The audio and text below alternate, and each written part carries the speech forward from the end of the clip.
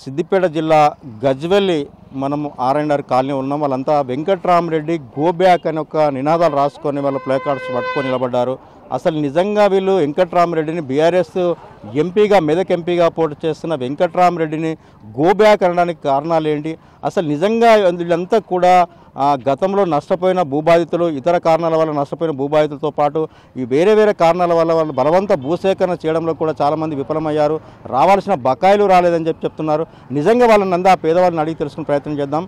అసలు మీ పేరేంటమ్మా? అసలు ఈ ప్లే కార్డ్ ఎందుకు పట్టుకున్నావు? అసలు వెంకట్రామరెడ్డి గో బ్యాక్ అని ఎందుకు అంటున్నావమ్మా?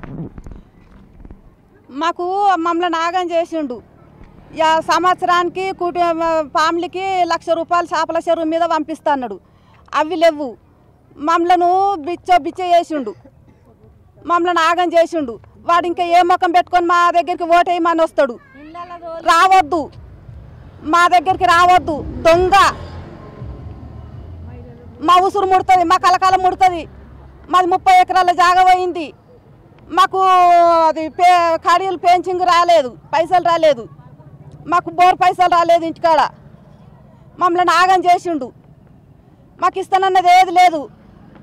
మా పోలీసు వాళ్ళని తెచ్చి ఊళ్ళో దించి మమ్మలను ఎట్లా అంటే అట్లా చేసిండు. మా బాధ అంటే ఇంటింటికి పోలీసు వాళ్ళు నిలబడి అప్పుడు చూడమ్మా, మళ్ళీ ఇంకో వేరే వాళ్ళని కూడా వాళ్ళని కూడా వచ్చింది. అసలు ఏంటమ్మా ఈ కాగితం పట్టుకున్నావు, పేపర్ పట్టుకున్నావు? అసలు మీ భూమి, మీ పేరు ఏంటి? మీ భూమి ఎక్కడ పోయింది? అసలు రావాల్సిన బకాయిలు వచ్చాయి? అసలు ఎందుకు గో బ్యాక్ వెంకట్రామరెడ్డి అంటారు? ఏమి రాలేదు మాకు.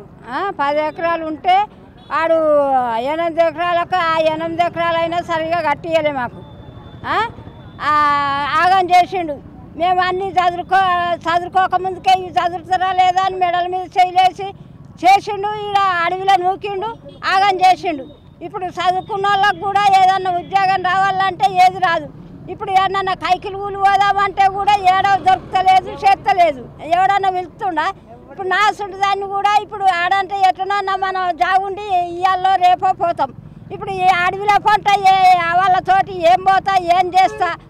ఇంటికి 50,000 ఇస్తాను అన్నాడు. అవి గతి లేవు. ఇప్పుడు పుట్టబోయే పోరగాళ్ళకు కూడా ఏం లేదు ఆదరు. వాళ్ళే బతికేదే ఇంత కష్టం. రేపు వాళ్ళు లగ్గాలు ఎట్లా చేస్తారు? అసలు చాలా మంది కూడా వీళ్ళంతా కూడా పేదలు. ప్రతి చోట కూడా అన్యాయం జరిగింది. వాళ్ళ ఆవేదన, వాళ్ళ మాటల్లో చూస్తున్నాం. నిజంగానే చూస్తే లంచాలు కూడా ఇచ్చారు.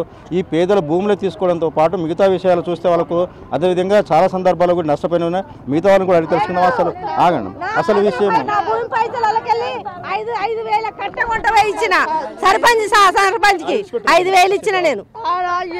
అదే దగ్గరనే ఏంలకు 12 లక్షలు ఇచ్చిండు, మాకు 6 లక్షలు ఇచ్చిండు. మాకు ఏమిట్లా సింగారం చేసిండు, ఏం సింగారం చేసిండు.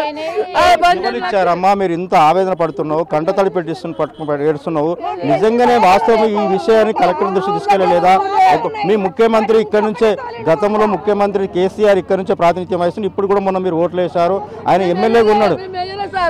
ఎట్లా ఉన్నా సరే మేము అసలు మొన్న ఓటే కూడా వేయలే. ఇప్పుడు కూడా వస్తారు కదమ్మా, రేపు పార్లమెంట్ ఎలక్షన్స్ ఉన్నాయి, ఇప్పుడు కూడా వస్తున్నారు కదా మీ దగ్గరికి. ఆడు వస్తాడా? అది ముఖం పెట్టుకొని వస్తాడు, ఆయనకి రాడు. వాడు చాలా మంది ఉన్నారు, వాళ్ళు కూడా మాట్లాడుతుందాం. అసలు నిజంగానే మీకు రావాల్సిన బెనిఫిట్స్ వచ్చినాయి? అసలు ఏం జరిగింది? జరగలే అండి, ఏం జరగలేదు. గో బ్యాక్ అని పెట్టుకుంది వెంకట్రామరెడ్డి, గో బ్యాక్ అని పెట్టుకుంది. ఎందుకంటే ఇక్కడ రాయలూత్ ప్రెసిడెంట్ ఇక్కడ. అప్పుడు మల్లన్న సార్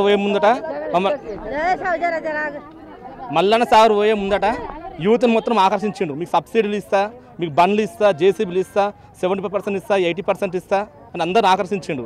ఆకర్షించి ఫామ్స్ నింపు, అది నింపు, ఇది నింపు అన్ని చెప్పిండు. అన్ని ఫామ్ నింపిన తర్వాత మనిషికి 5 ఎకరాల ల్యాండ్ ఉంటుంటే మీకు సబ్సిడీస్ లోన్ అవుతుందని మళ్ళీ ఉల్టా మమ్మల్ని దేమించిండు.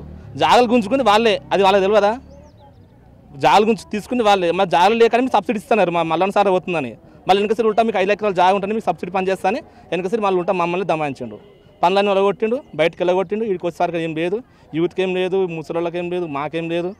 ఒకళ్ళు చనిపోతే, మా ఊళ్ళో 4 చనిపోతే 4 ఒకటే దాని మీద ఇవ్వాలి, పెట్టాలి. ఆ పరిస్థితి మా ఊరు ఒకటే కాదు, ఎర్రవల్లి పరిస్థితి అట్లనే ఉంది. ఇక్కడ డబుల్ బెడ్రూమ్ ఆల్మోస్ట్ అట్లనే ఉంది. ఇక ఏం అన్యాయం, మొత్తం న్యాయం ఏం జరగలేదు, మొత్తం అన్యాయం జరుగుతుంది. చేసిండు వాళ్ళకి అనుకున్న మనుషులకు 2-3 చేసిండు. ఊరుకో 2-3 వాళ్ళిద్దరు ముగ్గురు చేసిండు వెళ్ళిపోయిండు అంతే ఆయన.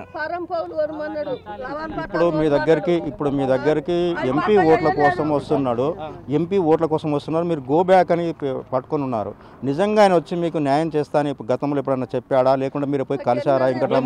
అతను ఇని ఊకున్నాం, అయిపోయింది ఆయన ఫైనల్. ఎందుకంటే విన్నాం చాలా సార్లు ఆయనతో మాట్లాడినాము, డిస్కషన్ చేసినాము, చేస్తాము, రేపు చేస్తాం, మాఫ్ చేస్తామని చెప్పుకోండి. ఇప్పుడు అంటుండే సంవత్సరానికి 100 కోట్లు రిలీజ్ చేస్తా, మీదకు మొత్తం డెవలప్మెంట్ చేస్తా అంటుండు. మల్లన్న సాగర్ మొత్తం ముంచిన లుచ్చా. మరి ఎందుకు వస్తారు? ఒకసారి వచ్చి చూసి మా ప్రజల బాధలు చూడవసరి. 100 కోట్లు ఎవరికి ఇస్తున్నావు? ఈ నిండులో లేని వాళ్ళకేమో జాగాలు కోల్పోయినాకేమో ఇవ్వవు, నువ్వు ఎవరికో ఇస్తాను, ఎందుకు ఇస్తున్నావు? ఫస్ట్ మాది ఎటుపోయింది? మా సింగారంలో మల్లన్న సాగర్ మునిగిన ప్రజలంతా ఎటుపోయారు. 12,000 ఓటింగ్ ఉంది మా ఊళ్ళే, మా సైడు 12,000 ఓటింగ్ ఉంది. మల్లన్న సాగర్ పోయింది, 11 ఊర్లు పోయినాయి. వీళ్ళంతా లేదు మీదకు ఇలా గుర్తుకొస్తుందా నీకు? 100 కోట్లు పెడతాను ఇవాళ గుర్తుకొస్తుంది. మల్లన్న సాగర్లో అంతా ఎటుపోయారు వీళ్ళు ప్రజలు కాదా? ఇలా ఓటాకు లేదా వీళ్ళందరికీ? అది అడుగుతున్నాను. అందుకే గో బ్యాక్ వెంకరామరెడ్డి, నువ్వు వద్దు మాకు వెంకరామరెడ్డి సాలు. మా మల్లన్న సార్ ముంచిన ఒక కలెక్టర్ ఉండి ఎంపీకి వస్తే మొత్తం మందకు ముంచుతావు, నువ్వు వద్దు అని అంటున్నాం మేము. సార్ చాలా బాధాకరం సార్. మాకు ఒక చచ్చిపోతే పశన వాటికలకు లేవు సార్, చాలా ఇబ్బందిగా ఉంది సార్. ఒక్కొక్కరికి 18+ ప్లాట్ రాలేదు సార్, ఒక్కొక్కరికి డ్రైనేజ్ సక్కలేదు సార్, వాటర్ సక్కలేదు సార్. చాలా ఇబ్బందులు ఉన్నాయి సార్, చాలా ప్రాబ్లమ్ సార్. మా ఊరు మొత్తం చాలా కూలీ లేక పని లేక చాలా ఇబ్బంది సార్. లేడీస్ వచ్చి కూలీనాలు చేసుకుంటూ బతికిస్తారు సార్. మమ్మల్ని చాలా ఇబ్బంది పెడతారు సార్. వెంకరామరెడ్డి ఏం ముఖం పెట్టుకో మళ్ళీ ఓటింగ్ కోసం సార్. సింగారం అసలు రావద్దు, గజ్వల్ కాన్స్టిట్యూన్సీకి రావద్దు సార్. గోబ్యాక్ వెంకరామరెడ్డి చాలా మల్లన్న సాగర్ మమ్మల్ని అందరినీ ముంచేసినావు, చాలు. ఇంకా నువ్వు చేసిన ఘనకారం చాలు. హరీశ్రావు గారు, కేసీఆర్ గారు ఇంకా మళ్ళీ ముఖం పెట్టుకొని మళ్ళీ ఎందుకు వస్తున్నారు? చాలా ఇబ్బంది పెట్టారు మమ్మల్ని. లాఠీచార్జ్ చేశారు, ఇల్లు డిసెంబర్ ఎక్కించారు. చాలా తీసుకొచ్చి పడేశారు. చచ్చిపోతే పశన వాటిక లేకుండా చేశారు. ఒక్కొక్కరు 18+ ప్యాకేజీ రాలేదు. చాలా ఇబ్బందులు. కొంతమంది ప్యాకేజీ రాలేదు, ఇండ్లు లేవు. చాలా ఇబ్బంది పెట్టి సార్, చాలా ఇబ్బంది పెట్టి సార్. అసలు ఏం జరిగింది? అసలు వాస్తవానికి అప్పుడు మీరు అక్కడికి వెళ్ళడం జరిగింది. అసలు చాలా సందర్భంలో R&R ప్యాకేజ్ ఇచ్చినాము, తర్వాత వీళ్ళకి రావాల్సిన బెనిఫిట్లు ఇచ్చినామని చెప్తున్నారు. అసలు ఏంటి? మొట్టమొదల వెంకటరామరెడ్డి అనేటువంటి జేసీగా ఉన్నప్పుడే 2016లో చర్చలకు పోయినప్పుడు R&R లేదు అని చెప్పిన వ్యక్తి హరీష్ రావు వెంకటరామరెడ్డి గారు. ఆ రోజు తర్వాత మా పోరాటంతో స్టార్ట్ చేసినటువంటి ప్రతి ఒక్క కేసు ద్వారా మేము 2019 మే 1న వచ్చినటువంటి జడ్జిమెంట్ ప్రకారము R&R అనౌన్స్మెంట్ జరిగింది. ఆ తర్వాత అప్పుడున్నటువంటి వెంకటరామరెడ్డి కలెక్టర్గా ఉన్నాడు, సీఎం కేసీఆర్ ఉన్నారు. ఇదే కాన్స్టిట్యున్సీకి సంబంధించిన సీఎం కేసీఆర్, వెంకటరామరెడ్డి ఇద్దరు కలిసి చేసినటువంటి ఘనకార్యం ఏంటంటే ఆ రోజు 2019 నుంచి ఈయాటి వరకు కూడా పూర్తి మోతాదును R&R ఇవ్వలేకపోతున్నారు. ఇప్పటి వరకు కూడా మా ఒక్క వేములగట్టు గ్రామంలోనైనా 400 పైచిలకు ప్లాట్లు ఇంకా ఇవ్వాలి. భూసేకరణ కూడా చేయలేని వెంకటరామరెడ్డి ఇవాళ ఓట్లు ఇట్లా ఏ రకంగా అడగడానికి వస్తున్నాడు? ఇప్పటి వరకు కూడా కావాల్సిన విషయాలు ఏంటంటే ఏ గ్రామానికి కూడా పూర్తి న్యాయం చేయని వెంకటరామరెడ్డి ఇవాళ ఎంపీగా గెలిచి ఏ రకమైన న్యాయం చేస్తాడని మేము ఖచ్చితంగా సూటిగా క్వశ్చన్ చేస్తున్నాం. రాబోయే కాలంలో వెంకటరామరెడ్డికి ఓట్లు వేయడం అనేది లుచ్చదనం.